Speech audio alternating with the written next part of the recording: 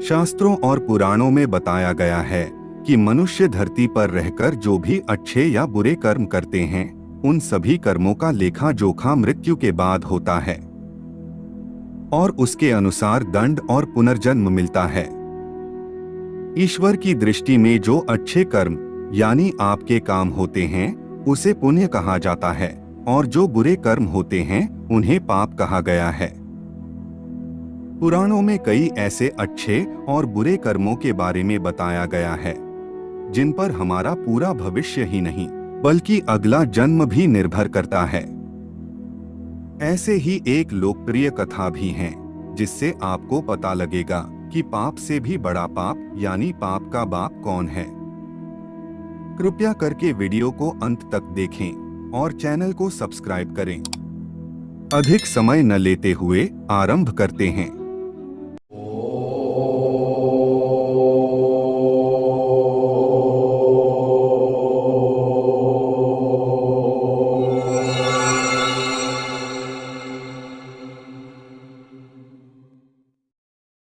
एक समय की बात है कि एक पंडित जी काशी से पढ़कर आए। गृहस्थ जीवन में प्रवेश हुआ। स्त्री आई। कई दिन हो गए।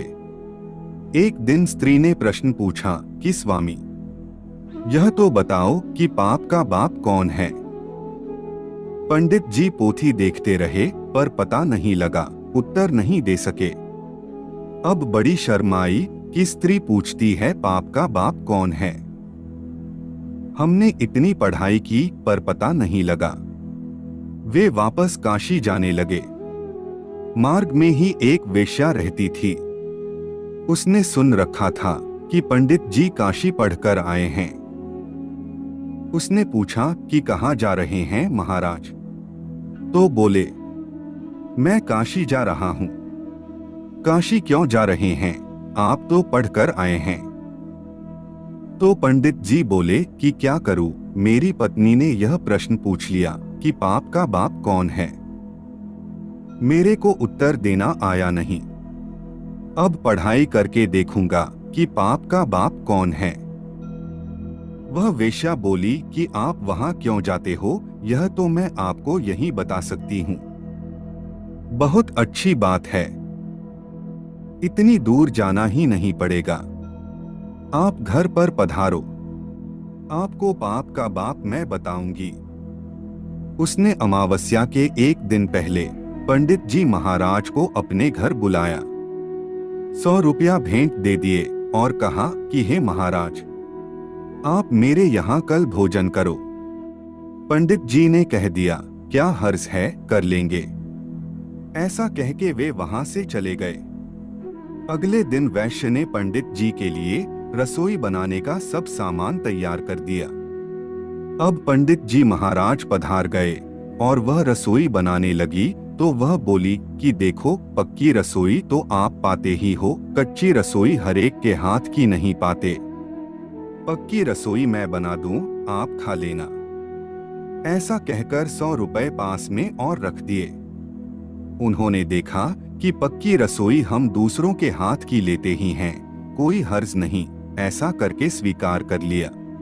अब रसोई बनाकर पंडित जी को परोस दिया।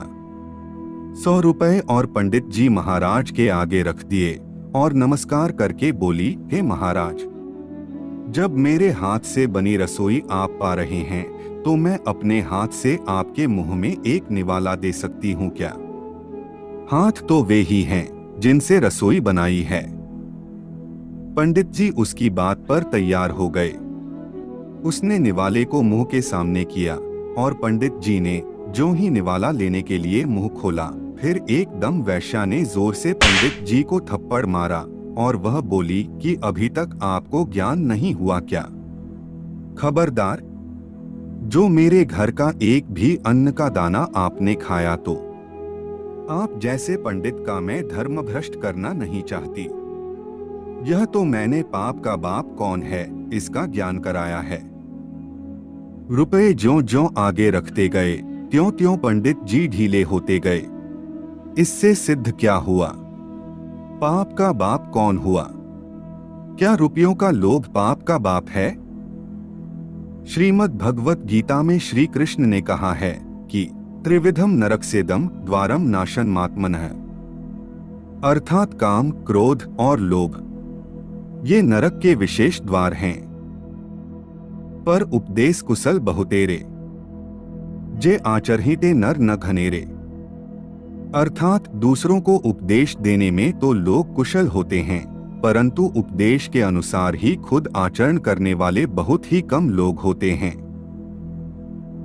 मनुष्य ध्यान नहीं करता कि क्या करना चाहिए और क्या नहीं करना चाहिए। औरों को समझाते हुए पंडित बन जाते हैं और अपना काम जब सामने आता है तब पंडिताई भूल जाते हैं, वह याद नहीं रहती।